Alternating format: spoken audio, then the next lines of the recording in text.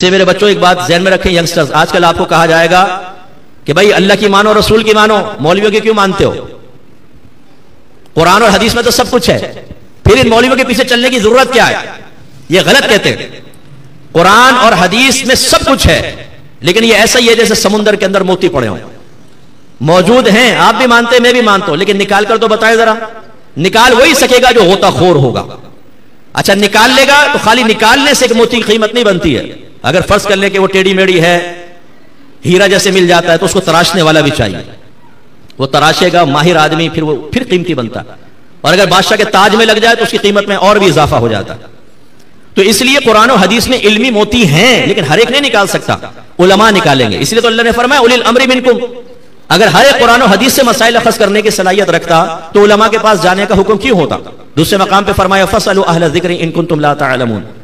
तुम अहले इल्म से पूछो अगर इल्म नहीं रखते हो तो।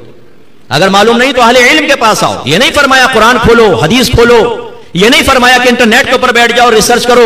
यह नहीं कहा कि आप इंटरनेट पे, सोशल मीडिया पर जाकर किसी भी आलिम का बयान सुनो, हिदायत हासिल कर लो। उलिल अम्री मिनकुम, हुक्म वाले, जो मैंने आपको उनकी अलामात बताई, सही अकीदा, साहिब तकवा, मेजोरिटी के अंदर होने चाहिए, क्योंकि जो हक हमेशा मेजोरिटी के साथ होगा, उनकी इताअत का हुक्म। नबी करीम सल्लल्लाहु अलैहि वसल्लम ने हजरत मुआज बिन जबल रदी अल्लाह तआला अन्हु को जब यमन का हाकिम बनाकर भेजना चाहा तो पूछा, बिमा तक़दी या मुआज, ए मुआज आप किस चीज के साथ फैसला करेंगे? अर्ज की अल्लाह की किताब से।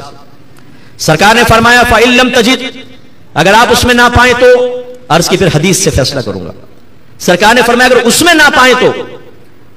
जवाब में हजरत मुआज बिन जबल ने यह अर्ज नहीं की कि या रसूलल्लाह कुरान और हदीस में क्यों नहीं पाऊंगा, उसमें तो सब कुछ मौजूद है। ये आप क्या बात बयान फरमा रहे कि उसमें ना पाऊं तो? कहने वाला कौन है? खुद नबी करीम, जिन्होंने कुरान बयान फरमाया, जिन्होंने हदीस बयान फरमाई कि अगर तुम कुरान और हदीस में ना पाओ तो क्या करोगे? अर्ज किया रसूलल्लाह फिर मैं अपनी राय से इज्तिहाद करूंगा।